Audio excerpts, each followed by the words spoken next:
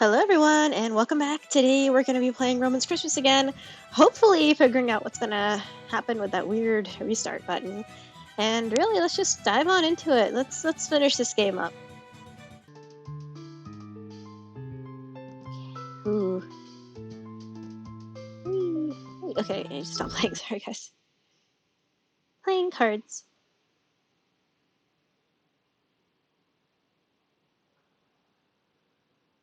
I haven't slept so deeply in a long time. I haven't slept well ever since that Christmas. Partly because I get so many clients coming to me these days, and partly because I always remember those days when I was at the White Star Tavern. Day something. When I opened my eyes, I didn't see the files I had piled up my desk. Ooh. Instead, I saw the ceiling of my old room at the White Star. I clearly remembered that I'd finished 2 cases yesterday, then just opened the files in the St. Isaac's Cathedral case before I dozed off. Why did I wake up here of all places? I should get up and see what happened. I lifted the quilt and sat up from the bed. What should I do? Well, I do want to read the book for old time's sake.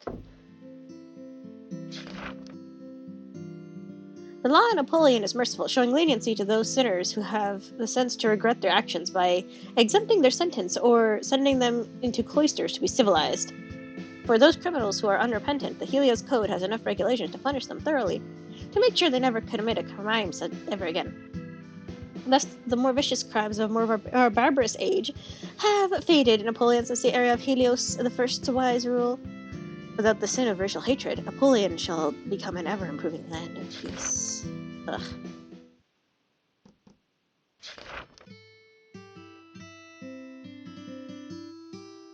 Kane?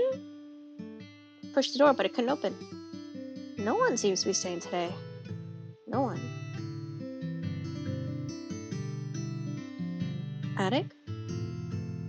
Sarzan lives in the attic, and now thrifty Anzox also lodges with him. Yeah. Do I look the same? I need to calm down. Stared at myself in the mirror. This outfit looked like the one I was wearing before.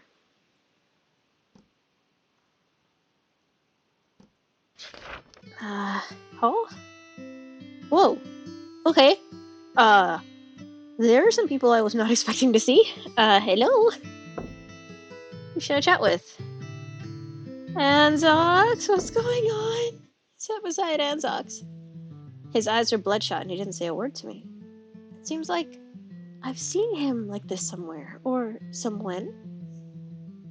His head dropped slowly. And thumped against the tabletop. Looks like sleep deprivation to me. Did he sleep any last night? Anzox slowly reached for the lute he was holding. What did it? Gah! My paw touched the instrument, and Anzox jerked to life with a screech. In response, Sarzan suddenly ran out of the kitchen with a half-clean pan in his grip. It's just Anzox again. Shout for me if something important actually happens. Phew. Although the scene was familiar, I could still feel my heart pounding. Roman, don't go touching my lute without asking. I forget. Again. That was so close. We were both going to be thrown out. What's wrong? Are you in trouble? Says Anzox. Yes, a lot. A lot of trouble. What's the date today? Oh, what's today's date? The date? Are you okay? Did you hear something? No, I just woke up and I'm a little confused. Don't keep me guessing. It's Christmas Eve. I really don't know how you can forget. I'm not going to ask him to leave. He's safe.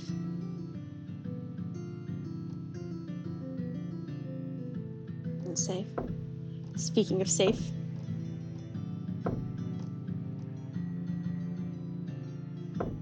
Nothing special. Well, you're welcome to take a seat and have a drink with me. Peter. Sat across from Peter. He looked up at me. Roman, do you think there's such a thing as true fairness? Excuse me, I'm just a bit confused about what's going on. What's going on is that carnivores oppress herbivores by their status. Okay, you're just being lame. Yanis? Yeah, I was supposed to talk to you about what you've been going through, and hopefully that'll make you not be accessory to adultery. Careful with my shoulder. Giannis, half standing, slowly pulled his hand back and scratched his head embarrassedly. Sorry, old habits and such. Just a friendly greeting is all. That's one way to put it, I guess. Looking to chat or something?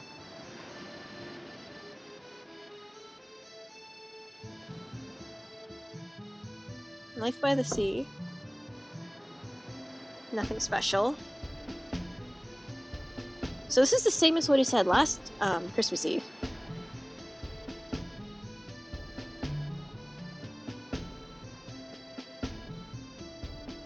But I get character info, so maybe I should have spoken to Anna Socks.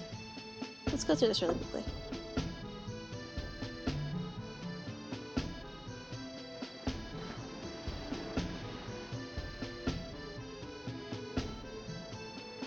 Would you like to leave? Do you have any plans on Christmas? Enjoy Christmas at White Star, of course. You? Actually, I want to return to my agency. It seems like it's going to snow today. Might be afraid of a little snow. Besides, all food and drink here will be here at the tavern. That's not the point. What, you think it'll be like one of those detective stories? A bunch of murders in a tavern during a blizzard or something like that? of course not. It doesn't seem like I can persuade him to leave before the murders. Nothing. Seems like you didn't drink enough, so you ran out of tech material, eh? Anzox, can you leave? Okay, all this again.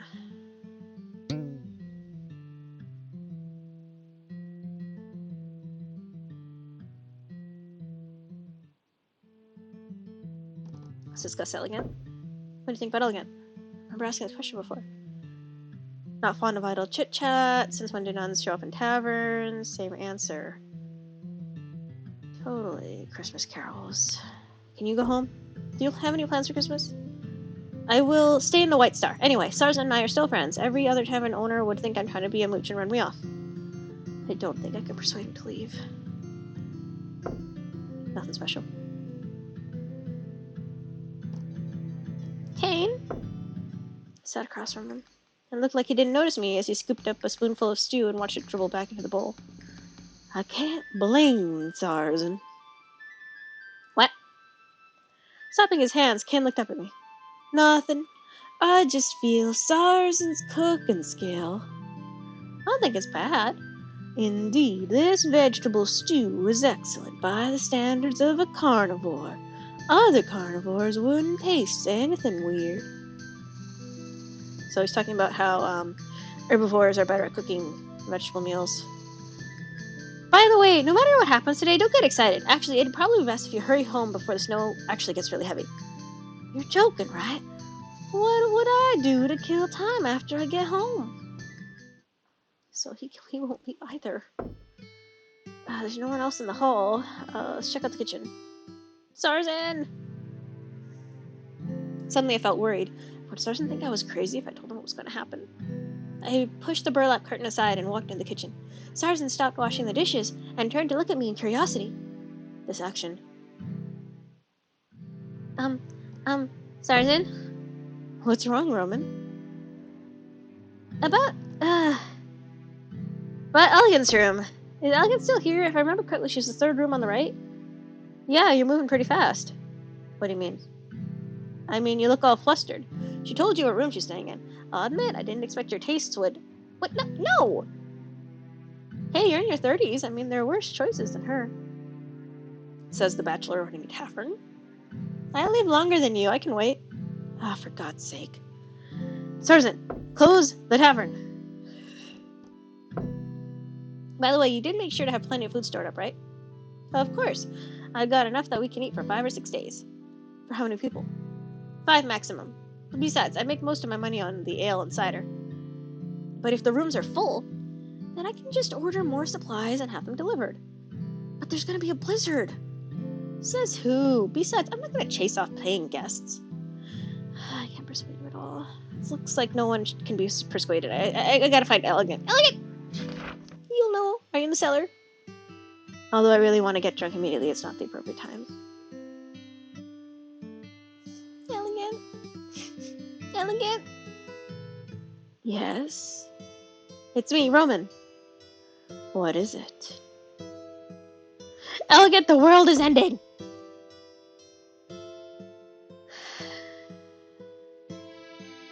I know everything. I just want to ask you something, then I'll leave you alone. What? Elegant opened the door and stood there, looking at me expectantly. Her hand didn't leave the doorknob. Would you be interested if I told you everything that's going to happen in this tavern for the next few days? That information may not be useful to me since I intend to leave tomorrow. Tomorrow? Then maybe... Are you drunk? Completely sober. Can I come in? She stepped away a bit, leaving enough room for me to squeeze through the door sideways. I darted through the door and she immediately closed it behind me. Start talking. Okay. Let's start with something that'll get her... Like hook her. Let's hook her in first with the St. Isaac's Cathedral incident, because this is something that no one else knows about. You were hired to investigate the collapse of the St. Isaac Cathedral. What? How did you... Did Sarzan... Start talking. There's a blizzard coming. There'll be severe snowfall starting tonight and continuing until the 28th. It'll be suicide to go out in it. I thought you were going to say something interesting. If you just want to give me a weather forecast, you can leave and... Start talking. Let me finish. After lunch, a white furred dragon will come in. His name is Thrivy, and he's a doctor. And Heron, a hyena friar, will come in. He has a problem with alcoholism. And then Vincel, a lynx spice merchant. But, by the way, he's the one who hired you. Next in line will be the wolf Marquis Lutnick of Sunnyvale and his wife Solar the tigress, and Sean their sheepish goat servant. Sheepish goat servant. Wait. Even if what you said is true, why are you telling me? How long have we known each other?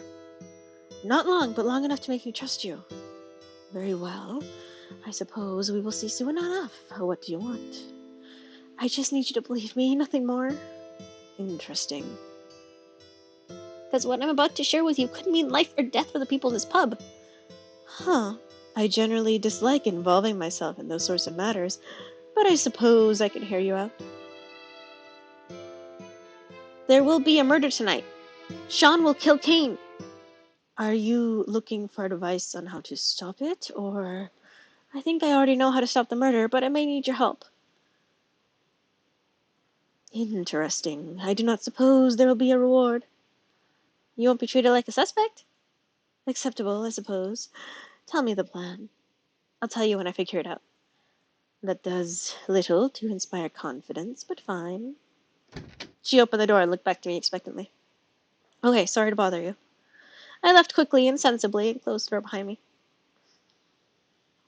The smell of stewed vegetables came from downstairs. I used to deeply hope that I could go back to this Christmas. But now it seems that I certainly have. And forgot that I had to eat vegetarian food. Sergeant, I got good news and bad news. The good news is that Cain decided to bust in my kitchen and, quote, show you idiots how actual vegetable stew is like. Luckily for you guys, he cooked the stew before I managed to hurl him out onto the street. Bad news is today's lunch is vegetable stew. Even the smoked fish is gone. Yeah, sorry about that. That's totally the same. I stirred the stew with my spoon. The thick soup swirled slowly in the bowl. Giannis was holding the bowl to his face and dumping the liquid into his open maw. Can't really be a healthy way to eat. Elegant didn't seem to have any particular reaction. She looked lost in thought. Cain ate his masterpiece contentedly, without any hesitation, while glancing at me secretly from time to time. I lowered my head and immediately had a few bites. I sat by the hearth. Elegant was still sitting in the corner, holding a drink she never drank and watching the doorway intently. The snow was falling again outside, so Sarzan needed to sweep the snowflakes which were blown from the doorway. Still not willing to take a sip? I have to stay awake to see if your prophecy will come true. Almost everything is the same as I remember now. The wind, the heavy floating snow, tapped the wooden door enough that a band of sunlight could shine through the gap and across the hall. Suddenly the door swung open. Ah, it's so cold. Could I get something to warm me up? Thurvey had arrived. Elegant looked at me and then shrugged. What's a child doing out in the snow like this? Well, hurry up, boy. Come in and have a rest, says Sarsen. Don't call me boy. Would a child be carrying this? He produced a medical license from his pocket and brandished it up at Sarsen like a dagger. Sarsen frowned as he read it. Oh, my apologies, Master Doctor. Please forgive my rudeness. The last thing I need is to freeze to death before I get back to my clinic. I'll just be waiting for the snow to calm down. Of course. Please warm yourself by the fire. I'll carry your things, says Sarsen. Sarsen tried to lift his suitcase and let out a labored groan as he shifted it. What in God's name? The dragon took off his thick and heavy coat, climbed onto the chair opposite me, and reclined with a sigh of full contentment. Greetings. I'm Thurvey, a physician by trade. He rose slightly and stretched out his right hand. I returned the handshake. My pleasure, I'm Roman. Now then, where in the blazes am I? I never passed by here. The only reason I managed to spot this place was the lamp outside. This is the White Star Tavern. Thurvey continued to look at me with confusion. The Vela District. The Vela District? My word. Well, I hadn't expected to get quite so lost. He shrugged and greeted Elegant. Just then the door shook violently and gave the blizzard access to the inside of the room. The falling snowflakes flew up and down with the invading storm. At the same time, someone cursed loudly in the cellar. Mind your language, there's a child. Oh, F off, I'm not a child. I walked to the door. I didn't plan to close it quickly because Heron was coming any second. A hyena wrapped tightly in a thin hooded robe stumbled inside, then fell to the ground. This is a tavern? Please, I humbly ask for shelter and a warm hearth. May I stay? I'm not the boss. I don't call the shots. Perhaps the owner will show kindness and not hurtle me into the street. He took off the robe on the back of a chair. Hung it on the back of a chair, and then kicked back and leaned heavily. The partially suspended chair groaned under the pressure. Sarsen. Sorry to keep you waiting. Going so soon, Doctor? Sarsen stood in the doorway to the cellar with mugs of ale in his hands as Thurvey was getting up from the chair. I'm not feeling well, and want to find a place to rest. Do you have any available room? Now I know why Thurvey feels uncomfortable. Let me think. I haven't cleaned the other rooms yet, otherwise I can offer the space I have in the attic.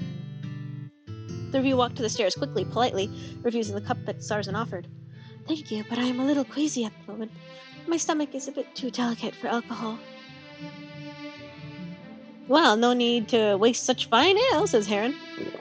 Sarsen stared in surprise as the hyena plucked the mug from his hand and, without any hesitation, began to drink.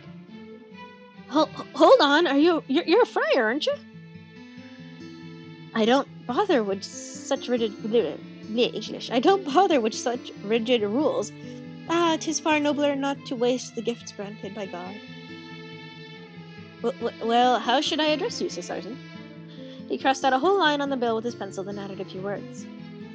It seems like you don't go to church on weekends, or you'd know my name, says Heron. I would go, but seeing as I'm the only one working at this tavern, I don't have much chance. Excuse me, says Sarsen. With a slight frown, he turned back and quickly retreated to the kitchen. I suppose that he would stay there for a long time. I just remembered I still have something to do upstairs. See you later, Friar Heron. I didn't expect you to know me. See you later, dude. Thurvey was standing in the corridor, staring blankly up at the ceiling. Surely there is some way to... Here, leave it to me. I went ahead and untied the knot, step by step. He watched as I untied the strings from the wooden handle quietly beside me. Okay, I got it. Next step is just... I maneuvered the ropes down step by step, and the ladder dropped slowly with a squeak from the pulleys. Finally, it descended between the two of us. So that's the trick. Thank you. It seems like you are familiar with this place. I am a regular customer, so I know a few things about this place. Thurvey caught hold of the handrail of the ladder and tried his best to climb up the very steep steps. The spacing of the ladder's rungs was suitable for someone of Sarsen's size, so it was a little large for him. The nightstand was unopened. It seems Elegant was the one who searched my room before. Vincel was coming, and it should be just right if I go downstairs now. I locked the door and went downstairs. Well, what else would you like to order, says Sarsen? That's enough. Thank you for the warm hospitality, good sir. Wenzel slipped off his thick coat and casually dropped it into Heron's arms as he walked past. What are you doing, child? I am not a coat rack. Sarsen took the coat from Heron's hands and quickly hung it from the progressively more overburdened coat rack. Heron let out an offended huff, and then walked over to the fireplace and sat down, the fur on his back raised and hackled. Vincel walked towards me as he adjusted his collar, meeting me at the bottom of the stairs. Hello there, just call me Vincel. He reached into the pocket of his fancy puffy-sleeved topcoat and produced a small scroll with a flourish. My pleasure, I'm Roman. I'm a detective. Splendid, Mr. Roman. Might I take your contact details later? I may have some need for a detective in the future. I'm really sorry, but I haven't done this kind of thing before. I can provide you with my address once your luggage is settled. He stepped aside to let Vincel go upstairs, and Sarsen followed him up with his luggage. People nowadays, says Heron. He was muttering to himself as he turned to me. That's fine. What kind of road to redemption doesn't have a few thorns, eh? What? Says Heron. His words stuck in his throat at the sight of Sarsen coming downstairs. I'll prepare dinner, he says. Feel free to chat. I immediately got up and went to Vincel's room to leave my address. Vincel stood at the door of his room. I don't suppose it's a coincidence that your room is right next to mine, Mr. Vincel. I thought you'd be staying at the end of the corridor. The rooms are all the same, my good wolf. It's not as if I have much in the way of luggage.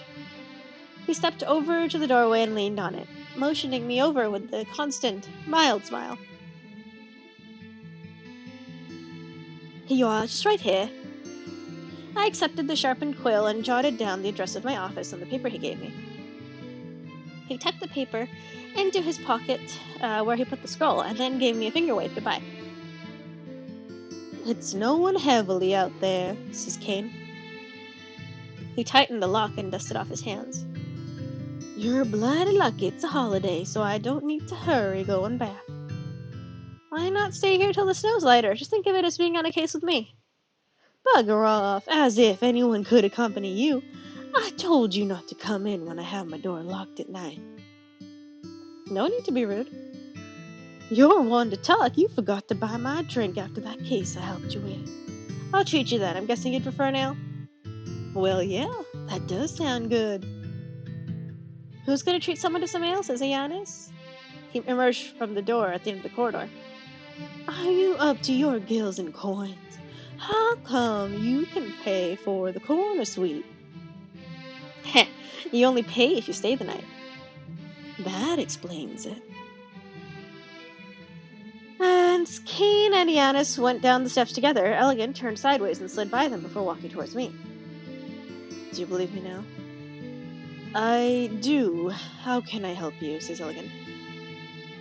I need you to swipe Kane's room key from Sarsen's keychain. I don't know if Kane will lock the door, so I need to make sure. I'll play 2 rounds of cards downstairs tonight and then go upstairs. You can hand the key off to me then. I assume you plan on stopping the incident personally? Yes, it's the only way I can do it. Well. We went down the stairs one after the other. When we came downstairs, Sarsen seemed to have finished his quarrel with Heron. Bon appetit! He set 2 bowls of carrot stew in front of me and Elegant. Night fell. Snow was still falling, and there were no pedestrians on the street anymore. Even the light in the windows of the houses in the distance was sporadic. Looks like we have to stay overnight. Do I got time to change to a smaller room so I can save some money for ale, says Giannis? Maybe go without ale for the night.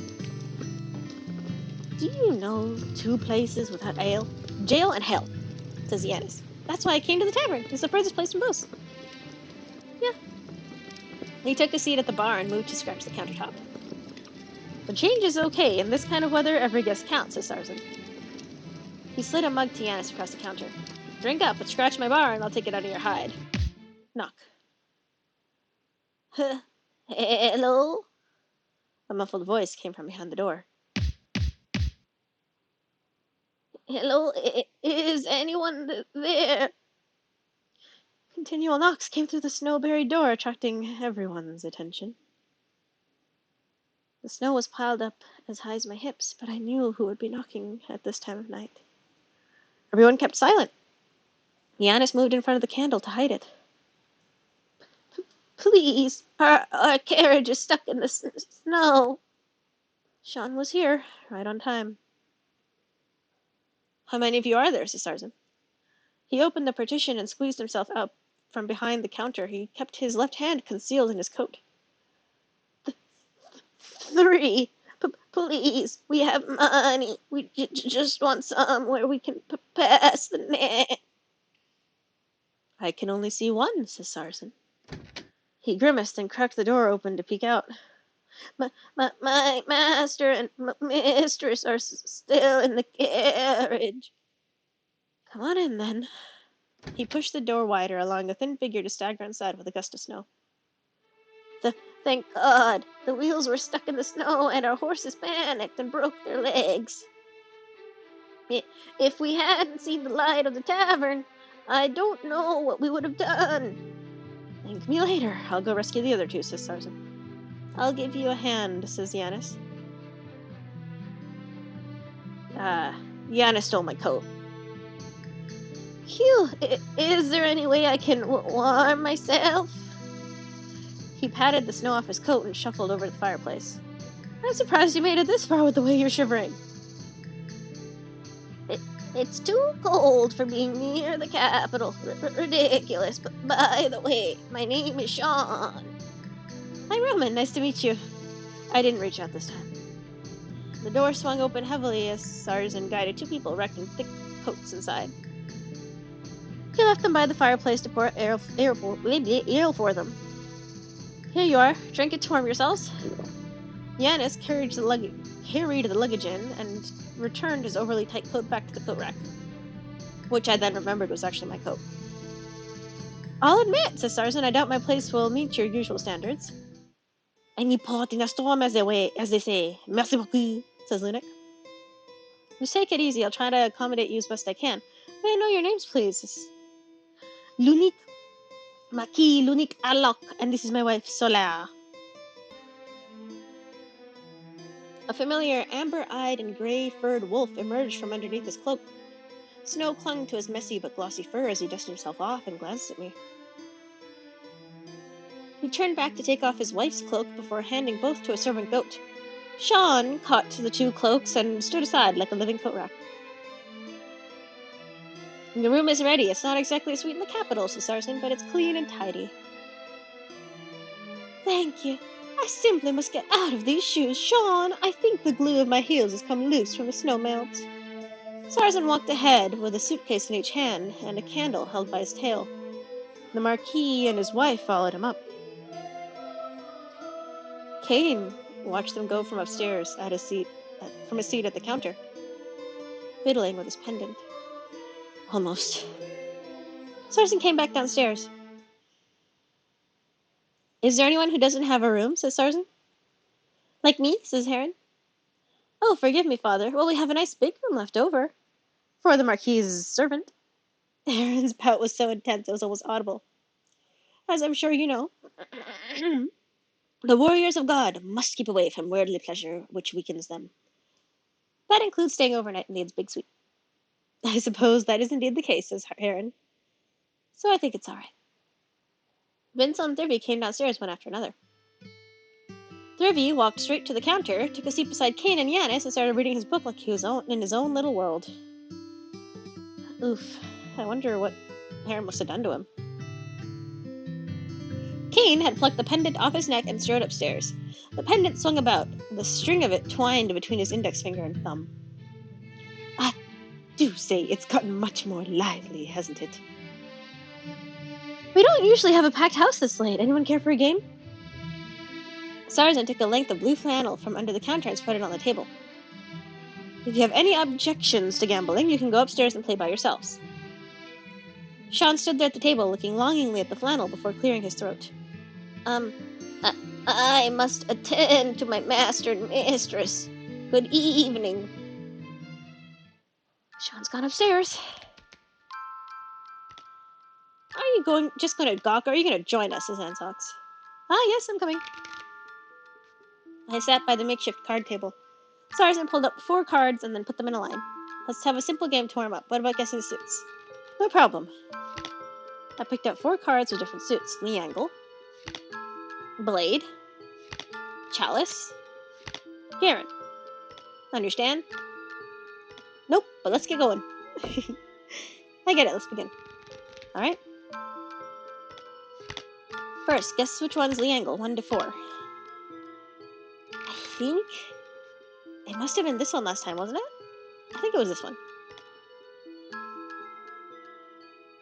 Oh! Yay! We got it right, good job, guys. Well, congratulations, says Sarsen. Even the order of the cards is the same. Which one's the blade? I think it's this one. Hello? Oh, there we go. Picked out the 3rd car. It turned out to really be the blade.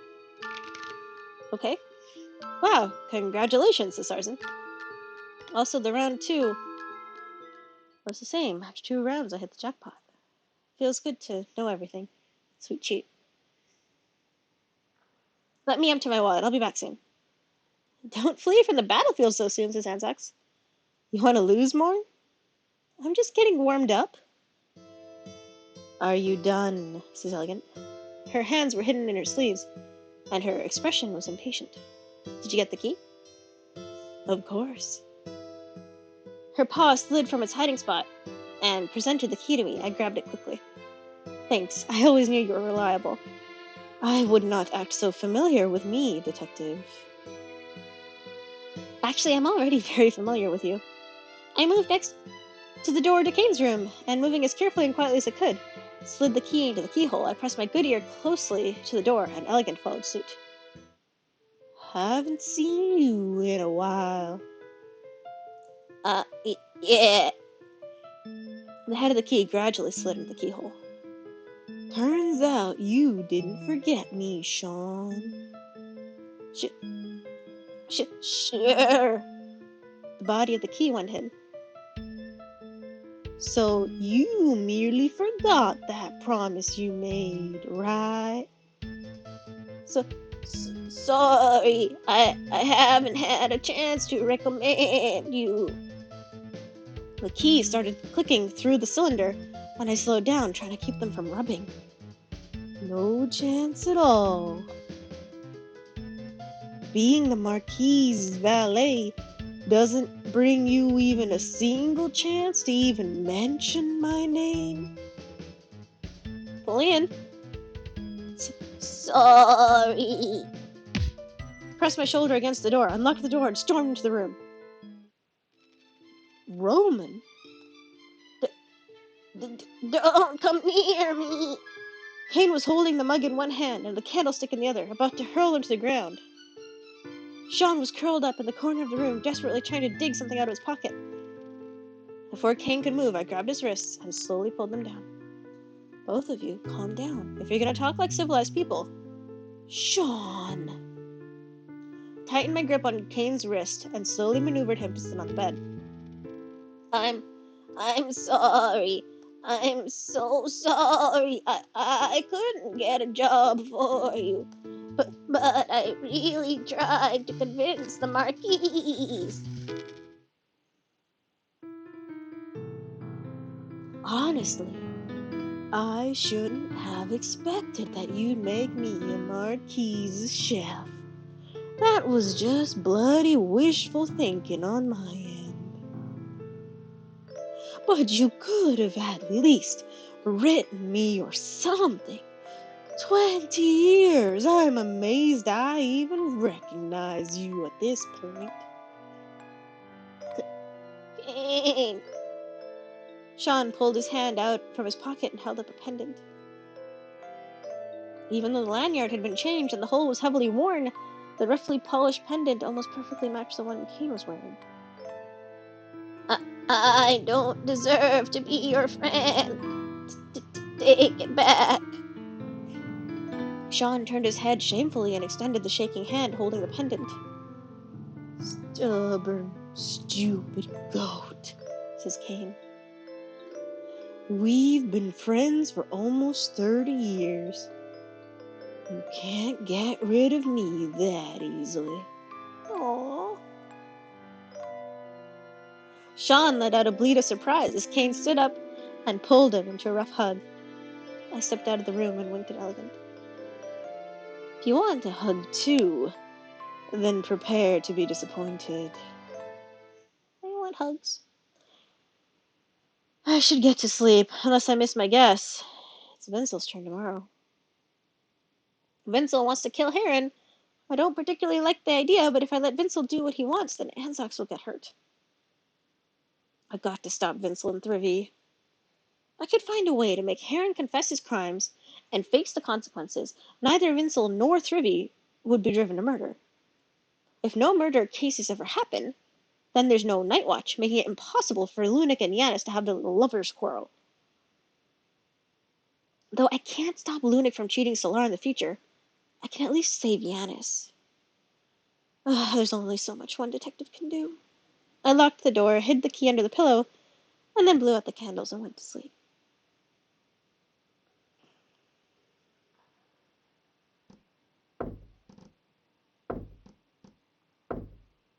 It's Christmas Day, guys. Again. The snow was still falling outside as I slowly got up from the bed. I think I overslept. The doors in the hallway are closed. I originally thought that if I went to sleep, I'd wake up in the agency again, but it doesn't seem so. I went downstairs. The guests had all gathered in the hall, drinking and laughing. Peter, Yanis, and Elegant were seated at the round table in the hall. Peter had a mug in his hands and was chugging the contents as Yanis laughed. Elegant watched silently from her seat across from them, sometimes taking a sip of cider from her cup. Lunik and Solar were seated at the counter. Sean passed by me as he went upstairs to fetch something for them. Vincel sat beside the pair, fiddling with his tie. His coat was as straight as ever. He and the Marquis were talking about the current fashions of the court. Thribby, Anzox, and Heron were sitting by the fireplace. Heron had just gone through a failed bout of evangelism and was clearly frustrated. In the kitchen, Sarzan was fiercely arguing with Kane about something. As best I could tell, they were arguing about changes to the Christmas menu. It was so different from what happened before.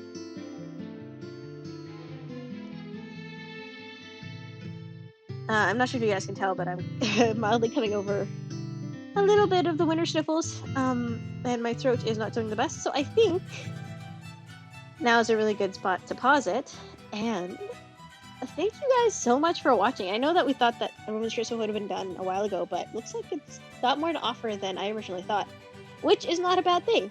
So, do not forget to like, comment, subscribe.